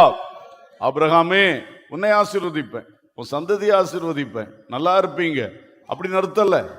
உன் சந்ததியை ஆசீர்வதிப்பேன், உன் சந்ததிக்குள் பூமியின் வம்சங்கள் எல்லாம் ஆசீர்வதிக்கப்படும். இதை புரிந்து கொள்றீங்களா? அல்லேலூயா, அல்லேலூயா. அதனாலதான் இயேசு கிறிஸ்து சிலுவையில் மரித்த பொழுது புறஜாதிகள் யூதர்கள் என்றிருந்த வேறுபாடை எடுத்து போட்டார். எல்லாருக்கும் இயேசு உண்டு, எல்லாருக்கும் பரலோகம் உண்டு, எல்லாருக்கும் பரிசுத்த வேதம் உண்டு என்பதை தெளிவுபடுத்தினார். அல்லேலூயா. சுற்றி இருக்கிற சமுதாயத்தை கட்டி எழுப்புறதுல நம்முடைய பங்கு என்ன என்பதையும் புரிந்து கொண்டு விவேகத்தோடு தரிசனத்தோடு செயல்படணும். அடுத்தது இந்த சோசியல் டிரான்ஸ்ஃபர்மேஷன். இன்றைக்கு இந்த சமூகம் எப்படி இருக்கு? ஒரு கெட்ட சமுதாயமா இருக்குன்னு வச்சுக்கிடுங்க. குடியினால கெட்டு கிடக்கு, போதையினால கெட்டு கிடக்குது, பல காரியங்கள்னால கஷ்டப்படுது, பசி துன்பங்களால நிறைந்து கிடக்கிறது, அநேகர் பயங்கரமா பிறர்னால பாதிக்கப்பட்டு கட்டுண்டவர்களாக இருக்கிறாங்க. அப்ப எப்படிப்பட்ட சமுதாயத்தில் அந்த சபை இருக்கிறது? அந்த சமுதாயத்தை மறுரூபப்படுத்துவதற்கு, கெட்டவர்களை திருத்துவதற்கு, இல்லாதவர்களுக்கு கொடுத்து உதவி அவர்களை திடப்படுத்துவதற்கு, இப்படிப்பட்ட காரியங்களையும் சபை கண்டிப்பாக செய்ய வேண்டும். அல்லேலூயா, அல்லேலூயா. இதையும் தேவ பிள்ளைகள் கண்டிப்பாக மறந்துவிடக் கூடாது. இயேசு மத்தேயு 25ஆம் அதிகாரத்தில் சொன்னார், பசியா இருந்தேன், ஆகாரம் கொடுத்தீங்க, தாகமா இருந்தேன், தண்ணீர் கொடுத்தீங்க, வஸ்திரம் இல்லாத இருந்தேன், எனக்கு வஸ்திரம் கொடுத்தீங்க, அந்நியனா இருந்தேன், என்னை சேர்த்து கொண்டீங்க, சிறையில் இருந்தேன், காவலில் இருந்தேன், என்னை பார்க்க வந்தீங்க. இப்படிலாம் நிறைய விஷயங்களை இயேசு சொன்னார். அப்ப இவங்க கேட்டாங்க, நாங்க இதெல்லாம் எப்ப செய்தோம் உங்களுக்கு? அப்ப அவர் சொன்னாரு, இந்த சிறியரில் ஒருவனுக்கு நீங்கள் எதை செய்தீர்களோ அதை எனக்கே செய்தீர்கள். அல்லேலூயா. அப்ப இந்த சமூக மறுரூபம், சமூக முன்னேற்றம், சமூகத்தை கட்டி எழுப்புதல், இதை சபை மறந்து விட்டு நாங்க மட்டும் எல்லாம் நல்லா இயேசுவை பெற்று வாழ்ந்து வசனத்தை பெற்று வாழ்ந்து பரலோகத்தில் எக்காலம் ஊதும்போது எல்லாரும் போயிடுவோன்னு சொன்னா அது சரியான சுயநலம் பிடித்த சபை. பரிசுத்தம்லாம் நல்லது தான், வசனம் எல்லாமே இருக்கு, குட்டு. ஆனா இந்த சமூகத்தை மறுரூபப்படுத்தணும், மற்றவங்களுக்கும் இதை கொடுக்கணும், அவங்களையும் கட்டி எழுப்பணும் என்கிற நோக்கத்தை விட்டோம்னா கிறிஸ்துவின் நோக்கம் நம்மகிட்ட இல்லையே. கிறிஸ்து சொன்னார், அவனவன் தனக்கானவைகளை அல்ல பிறனுக்கானவைகளை நோக்குவானாக. அல்லேலூயா. அவரும் தனக்கானதை ஒரு சொட்டு கூட யோசிக்காம தான் இந்த சிலுவை வரைக்கும் வந்து ஏறி மறித்து உயிர்த்தெழுந்தார். அல்லேலூயா. அப்படியே பிள்ளைகள், சீசர்கள், நாமும் அப்படித்தான் இருக்க வேண்டும். எனவே இந்த சமூகத்தை கட்டி எழுப்புற வேலை. இப்போ உதாரணத்துக்கு நீங்க ஒரு டீச்சரா இருக்கீங்க, நீங்க சமுதாயத்தை கட்டி எழுப்புறீங்க. நீங்க ஒரு தொழில் செய்றீங்க, அந்த தொழில் மூலம் இந்த தேசத்துக்கே ஆசீர்வாதம் வருது. நீங்களும் you are a social builder. எல்லாருமே கட்டி எழுப்பிட்டு தான் இருக்கீங்க. உங்களுக்கு உலகத்துல எந்த வேலை கொடுத்துருக்கோ அந்த வேலையை உத்தமமா செஞ்சீங்கன்னா அது கர்த்தருடைய வேலை தான். அல்லேலூயா. கர்த்தருடைய இந்த பூமிக்கு, கர்த்தருடைய இந்த மனுக்குலத்துக்கு அது ஏதோ நிலையில பயன்படுது இல்லையா? அதை உயர்த்துறீங்க இல்ல? அப்ப நீங்களும் இந்த சமூகத்தை கட்டி எழுப்புற வேலையை செய்றீங்க. பட் அதை கிறிஸ்துவுக்குள்ள நீங்க செய்தீங்கன்னா அதுல முழு பலன் உங்களுக்கு கிடைக்கும். கிறிஸ்துவின் கிரியைகளும் பலமா இருக்கும். அதனால சபை சமூகத்தை கட்டி எழுப்புகிற வேலையில நீங்களும் பங்களிப்பீர்கள். அல்லேலூயா. அப்போ தனித்தனியா நீங்களும் செய்யலாம், சபையாக சேர்ந்தும் சில கடமைகளை நாம் என்ன செய்யலாம், நிறைவேற்றலாம். எப்படியாயிலும் சுற்றி இருக்கிற சமுதாயத்தை குறித்த ஒரு பாரம், தரிசனம், திட்டங்கள் நமக்கு தேவை. அல்லேலூயா. நமக்கெல்லாம் இப்படி இருக்காங்களேன்னா அதுக்காக ஜோம் பண்ணி திட்டமிடணும். குடிச்சிட்டு சத்தம் போட்டுட்டுக்காக அடிதடி ரொம்ப நடக்குது, களவு ரொம்ப நடக்குது. ஒவ்வொரு சமூகத்திலும் வித்தியாசமா இருக்கு. கொலைபாதகம், எவ்வளவு பயங்கரமான கொலைபாதகம் நம்ம கன்னியாகுமரி மாவட்டத்தில் நடந்துட்டு இருக்கு, பேப்பர்ல படிச்சுட்டே இருக்கிறோம். தற்கொலைகள் எவ்வளவு பயங்கரமா நடந்து கொண்டிருக்கு. பயங்கரமான காரியங்கள் நடக்குது, ஆபத்துகள் விபத்துகள் நடந்து கொண்டே இருக்கிறது. அப்ப இதெல்லாம் பார்த்து சபைக்கு ஒரு கரிசனை. இது மாறுறது எப்படி? முதல்ல நம்ம ஜெபிப்போம். அதோடு கூட சில காரியங்கள் நமக்கு வாய்ப்பு கிடைக்கும் பொழுது அந்த சமூக சேவைகளிலும் நாம் செயல்படும் பொழுது அதனால பிரயோஜனம் உண்டாகும். அல்லேலூயா. சோ கர்த்தர் கிருபை செய்வாராக. நான் இங்கே நிறுத்துகிறேன். நாம ஜெபம் பண்ண போகிறோம். அன்பர்களே, நான் சொன்னதை திரும்ப ஒருக்கா நினைப்பூட்டி எல்லாரும் சேர்ந்து ஜெபம் பண்ண போறோம். முதல்ல நம்ம என்ன பேசணும்? புக்க முடிச்சுட்டீங்களோ? வார்த்தையும் தேவனுடைய வார்த்தையும் தேவனுடைய ஆவியும். ரெண்டாவது சொல்லுங்க, சுபாவமும் சாட்சியும். மூன்றாவது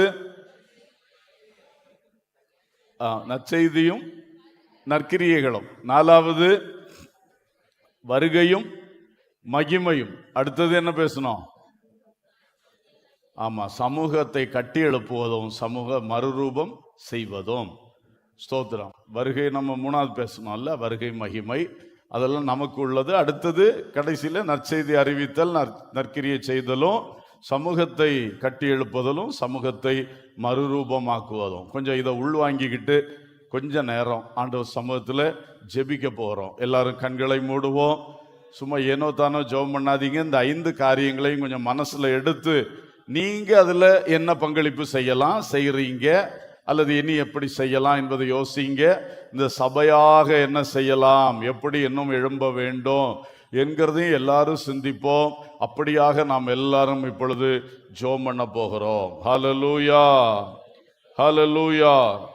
பசி உற்றோர்க்கும் பிணி அழிகட்கும் பட்சமாக உதவி செய்வோம். பசி உற்றோர்க்கும் பிணி அழிகட்கும் பட்சமாக உதவி செய்வோம். உசீத நன்மைகள் நிறைந்து தம்மை மறந்து இயேசு கனிந்து திரிந்தனரே. உசீத நன்மைகள் நிறைந்து தம்மை மறந்து இயேசு கனிந்து திரிந்தனரே. தாசரி தரணியை அன்பாய் இயேசுவுக்குள் கொண்டு வருவோம். தாசரி தரணியை அன்பாய் இயேசுவுக்குள் கொண்டு வருவோம். பாசமாய் இயேசுவை கூறுவோம், அவரை காண்பிப்போம், மாயிருள் நீக்குவோம், வெளிச்சம் வீசுவோம். பாசமாய் இயேசுவை கூறுவோம், அவரை காண்பிப்போம், மாயிருள் நீக்குவோம், வெளிச்சம் வீசுவோம். தாசரி தரணியை அன்பாய் இயேசுவுக்குள் கொண்டு வருவோம். தாசரி தரணியை அன்பாய் இயேசுவுக்குள் கொண்டு வருவோம்.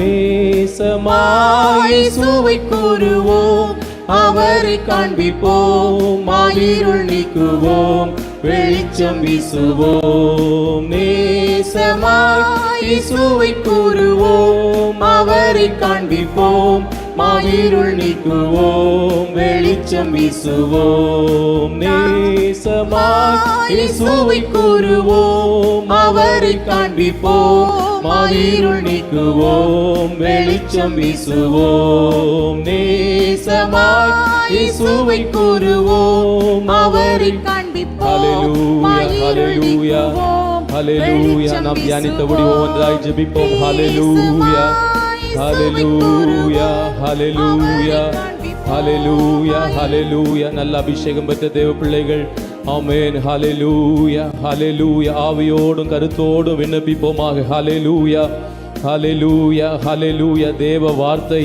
ஆமென். கர்த்தாவே, தேவ ஆவியான் பரிசுத்த ஆவியானவர் ஆமென். தேவ வார்த்தை நாங்கள் அதிகமாய் பெற்றுக்கொள்ள வேண்டும். ஹல்லேலூயா.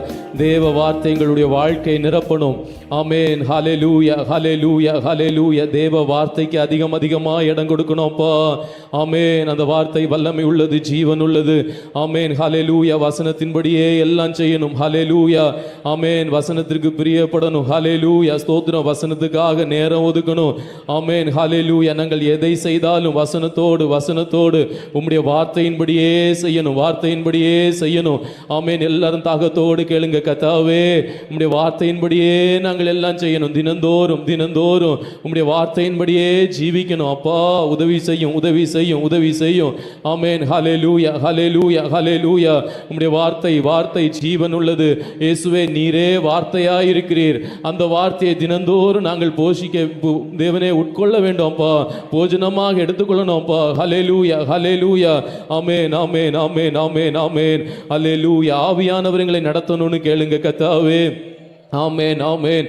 ரிபலப சம்தர கதுடா பலதிர பலவோரியா. ஆமென். ஆவியானவர்களை நடத்தணுமே. ஒவ்வொரு நிமிஷமும் நடத்தணுமே. அப்பா, ஸ்தோத்திரம். ஆவியை பெற்றுக்கொள்ளாத தேவ பிள்ளைகளே, ஆமென், வாஞ்சியோடு கேட்பீர்களாக. ஹல்லேலூயா. ஆமென். பரிசுத்த ஆவியானவரை நிரப்ப வேண்டும் என்று கேட்போமாக. ஆமென். பரிசுத்த ஆவியானவரை நிரப்பணும். ஹல்லேலூயா. ஆமென். இந்த ஆராதனையிலே நிரப்பணும். ஹல்லேலூயா, ஹல்லேலூயா. ஆமென், ஆமென், ஆமென். பரிசுத்த ஆவியானவரே, உம்மை பெற்றுக்கொள்ள எனக்கு தாகம் வேண்டும். ஆமென். பரிசுத்த ஆவியானவரே, உம்மை பெற்றுக்கொள்ள நான் அதிகமாக விரும்ப வேண்டும். ஆமென். பரிசுத்த ஆவியானவரால் நடத்தப்படணும். ஆமென். ஒவ்வொரு நிமிஷமும் ஆமென். பரிசுத்த ஆவியானவர்களை நடத்தணுமே. ஆமென். ஹல்லேலூயா, ஹல்லேலூயா. பரிசுத்த ஆவியினால நாங்கள் நிரம்பி வாழணுமே.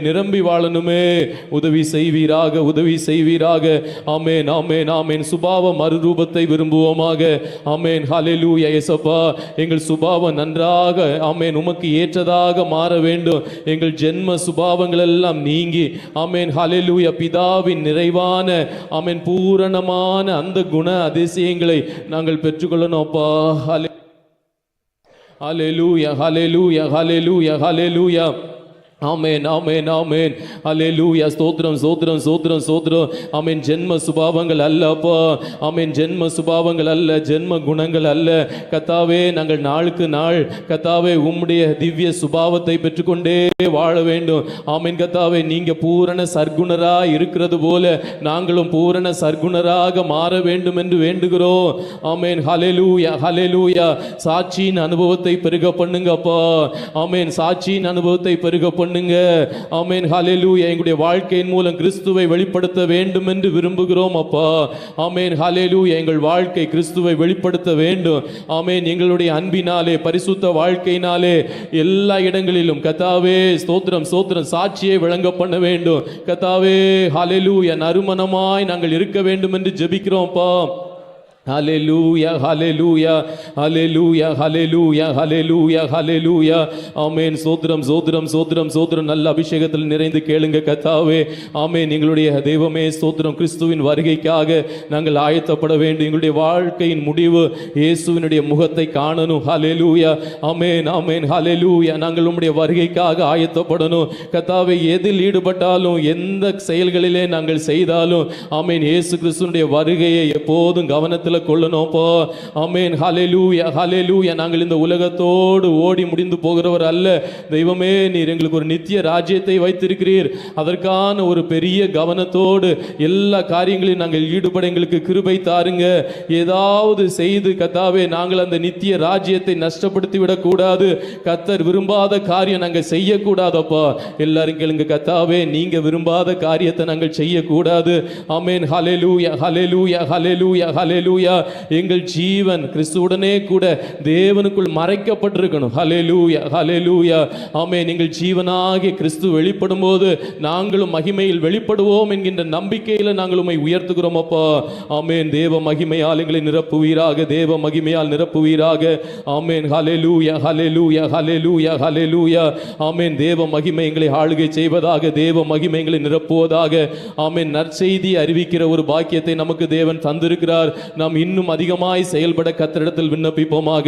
ஆமென். ஹல்லேலூயா. நாங்கள் நற்செய்தி அறிவிக்கணும்ப்பா. சர்வ சிருஷ்டிக்கும் சுவிசேஷத்தை பிரசங்கியுங்கள் என்று சொன்னீரே. ஆமென். ஹல்லேலூயா. பவுல் சொன்னாரே, நான் பூர்ணமாக சுவிசேஷத்தை பிரசங்கித்திருக்கிறேன் என்று. அப்பா, அதே போல நாங்களும் தெய்வமே நற்செய்தியை நன்றாய் அறிவிக்க எங்களுக்கு கிருபைகளை தாருங்க. இது எங்கள் மேல விழுந்த கடமை என்கின்ற அப்படி ஒரு பாரத்தை எங்களுக்கு தாருங்க. ஆமென். ஹல்லேலூயா. எல்லா சூழ்நிலைகளிலும் நற்செய்தி சொல்ல எங்களுக்கு கிருபைகளை தாருங்க. ஆமென். நல்ல கிரியைகளை செய்யணும் அப்பா. ஆமென். ஹல்லேலூயா. ஹல்லேலூயா. இந்த சமுதாயத்திற்கு நல்ல கிரியைகளை செய்யணும். ஆமென். ஹல்லேலூயா. ஹல்லேலூயா. ஹல்லேலூயா. எங்களுடைய தேவனே தான தர்மங்களினாலே, ஆமென், கொடையினாலே அநேகரை போஷிக்கணும், அநேகருக்கு ஆதரவா இருக்கணும். நாள்தோறும் அப்படிப்பட்ட கிருபைகள் வெளிப்படுத்துவீராக. ஆமென். சமூக மறுரூபம் உண்டாக எல்லாரும் கேளுங்க கர்த்தாவே. அதற்கு எங்களை ஒரு கருவியாய் பயன்படுத்துங்க. எங்களுடைய சமூக முன்னேற்றமடைய நாங்கள் ஒரு கருவியாய் பயன்பட எங்களுக்கு கிருபைகளை தாருங்க. ஆமென். ஹல்லேலூயா. ஹல்லேலூயா. ஹல்லேலூயா. ஹல்லேலூயா. ஹல்லேலூயா. ஆமென். எங்களுக்கு தந்திருக்கிற தொழில்கள், வேலைகள், ஆமென், ஸ்தோத்திரம் அப்பா, ஒவ்வொரு உத்தியோகங்கள் எல்லாவற்றிலும் கர்த்தராகிய தெய்வமே, நாங்கள் சமூகத்தில் நல்ல ஒரு மறுரூபத்தை கொடுக்கிறவர்களாக, சமூகம் நல்ல முன்னேற்றம் அடைய நாங்கள் ஒரு காரணராக எங்கள் கர்த்தர் நீங்க மாற்றுவீராக. ஹல்லேலூயா. ஹல்லேலூயா. ஆமென். எல்லா அபிஷேகம் பெற்ற தேவ பிள்ளைகளும் நல்ல ஆவியில நிறைந்து, ஆமென், இப்படிப்பட்ட 5 கிரியைகள் நம்முடைய வாழ்க்கையில இன்னும் மறுரூபமாக்கப்பட எல்லாரும் ஹல்லேலூயா. அபிஷேகம் பெற்ற தேவ பிள்ளைகள் அபிஷேகத்தில் நிறைந்து கேட்பீர்களாக. ஆமென். ஆவியானவர் வாக்கு கடங்காத பெருமூச்சோடு நமக்காக வேண்டுதல் செய்கிறவர். நம்முடைய உள்ளங்களில் அப்படிப்பட்ட மகிமையான கிரியைகளை நடப்பிப்பாராக. ஆமென். வாழ்க்கையில் நடப்பிப்பாராக. ஹல்லேலூயா. ரிபல பல பல கதுடா பல தீர பல ப சம்தர கதுடா மன ரிமன கதுடா பல தீர பல ப சம்தர கதுடா பல ரிமன துடா பல தியாதனா சம்தர கதுடா பல. எங்கள் வாழ்க்கை மறுரூபமாகட்டுமே. ஆமென். எங்களுடைய வாழ்க்கை மறுரூபமாகட்டுமே. எங்கள் வாழ்க்கை மறுரூபமாகட்டுமே. ஆமென். ஹல்லேலூயா. நீங்க விரும்புகிற ஜீவியம், ஆமென், ஆமென், அதிகமாய் வருவதாக.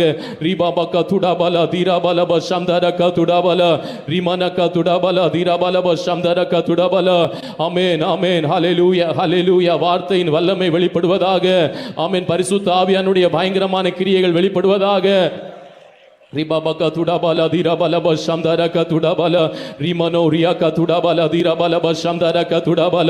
உள்ளத்தில் மாற்றத்தை தருவதாக, வாழ்க்கையில் மாற்றத்தை தருவதாக, எண்ணங்களில் மாற்றத்தை தருவதாக. ஆமென். பரிசுத்த ஆவியானவர் பலப்படுத்துவாராக. ஆமென். பரிசுத்த ஆவியானவர் மாற்றத்தையும் மறுரூபத்தையும் தருவாராக. ரிபமானா ரியாக துடாமானா ரியாதல சம்தராதினா ரிமனக துடாபல. நம்முடைய வார்த்தையினால் வருகிற, ஆமென், மகிமையான தேவ கிரியைகள் எங்கள் வாழ்க்கையில் விரும்புகிறோம் அப்பா. ஆமென். ஆமென். ஆமென். ஆமென். ஆமென். அதை இப்போதே தந்தருள்வீராக. ரிபபால சம்தரக துடாமன திடாபல சம்தரக துடாபல. ஆமென். ஆமென். நாம் கேட்ட வசனம், ஆமென், நம்முடைய உள்ளத்தில் கிரியைகளை நடப்பிப்பதாக. ஆமென். வாழ்க்கையில் கிரியைகளை நடப்பிப்பதாக. ஆமென். ஹல்லேலூயா. ஹல்லேலூயா. ஹல்லேலூயா. நூறத்தனையான பலன்களை தருவதாக. ஆமென். நூறத்தனையான பலன்களை தருவதாக. ஆமென். ஹல்லேலூயா. அந்தகாரங்கள் மாறி போவதாக. ஆமென். ஹல்லேலூயா. ஹல்லேலூயா. வார்த்தை வல்லமையாய், ஆமென், கிரியைகளை நடப்பிப்பதாக, மறுரூபத்தை தருவதாக என்று நாங்கள் வேண்டுகிறோம் அப்பா. ரிபாபா சம்தரக துடாமனா தீராலா ரியாதனோ ரிபாபக துடாபலப சம்தராதினா. ஹல்லேலூயா. ஹல்லேலூயா. ஹல்லேலூயா. ஹல்லேலூயா. ஹல்லேலூயா. ஹல்லேலூயா. ஹல்லேலூயா. ஆமென். ஆமென். ஆமென். ஆமென். ஆமென். ஆமென். ஆமென். ஆமென். ஆமென். ஹல்லேலூயா. ஹல்லேலூயா. ஸ்தோத்திரம், ஸ்தோத்திரம், ஸ்தோத்திரம், ஸ்தோத்திரம். கர்த்தரை நாம் ஸ்தோத்திரிப்போம். ஸ்தோத்திரம், ஸ்தோத்திரம், ஸ்தோத்திரம், ஸ்தோத்திரம், ஸ்தோத்திரம், ஸ்தோத்திரம். Praise the Lord. கரங்களை தட்டி கர்த்தருக்கு ஸ்தோத்திரம் சொல்லுவோம். ஆமென். ஆமென். ஆமென். ஆமென். ஆமென். ஹல்லேலூயா. ஹல்லேலூயா. ஹல்லேலூயா. ஹல்லேலூயா. ஹல்லேலூயா.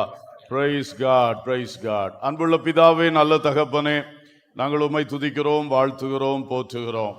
இன்று உம்முடைய பரிசுத்த ஸ்தலத்தில் கூடி வந்து உம்மை ஆராதிக்க கிருபை பாராட்டினதற்காக ஸ்தோத்திரம் அப்பா. உங்கள் வார்த்தைகளை தியானித்தோம் ஆண்டவரே. இந்த 5 காரியங்களும் சபை நல்ல ஒரு ஜெயமுள்ளதாக, தேவன் விரும்பும் இந்த நல்ல கடமைகளை சரியாய் நிறைவேற்றுவதாக எழும்ப உதவி செய்யும். அதிலே சபையின் அங்கத்தினர்களாகிய எங்கள் ஒவ்வொருவருக்கு இருக்கிற பங்குகளை நாங்களும் தேவ நடத்துதலோடு புரிந்து கொண்டு அவைகளை செய்து நாங்களும் அந்த கடமையை ஒத்துழைத்து நிறைவேற்ற உதவி செய்யும். எல்லாருடைய வாழ்க்கை இவைகளால் ஆசீர்வதிக்கப்படட்டும். அவருடைய காரியங்கள் அனைத்திலும் பெரிய ஆசீர்வாதம், நன்மை உண்டாகட்டும். அதோடு கூட தகப்பனே, இந்த சபை இந்நாட்களில் எழுந்து நிமிர்ந்து நின்று அநேக நன்மைகளை ஆண்டவர் பிள்ளைகளுக்கும் உலகத்துக்கும் கொடுக்கத்தக்கதான சபையாய் ஆசீர்வதித்து நடத்தும். சகல துதியும் கனமும் மகிமையும் உமக்கே நாங்கள் செலுத்துகின்றோம். இயேசுவின் நாமத்தில் கேட்கிறோம் ஜீவனுள்ள பிதாவே, ஆமென். என் ஆத்மாவே கர்த்தரை ஸ்தோத்திரி, என் முழு உள்ளமே அவருடைய பரிசுத்த நாமத்தை ஸ்தோத்திரி. என் ஆத்மாவே கர்த்தரை ஸ்தோத்திரி, அவர் செய்த சகல உபகாரங்களை மறவாதே. ஆமென். நம்முடைய கர்த்தராகிய இயேசு கிறிஸ்துவின் கிருபையும் பிதாவாகிய தேவனுடைய அன்பும் பரிசுத்தாவியானுடைய ஐக்கியமும் சிநேகமும் வழிநடத்தலும் பாதுகாவலும் நம் அனைவரோடும் சகல பரிசுத்தவான்களோடும் சதா காலங்களிலும் இருப்பதாக. ஆமென்.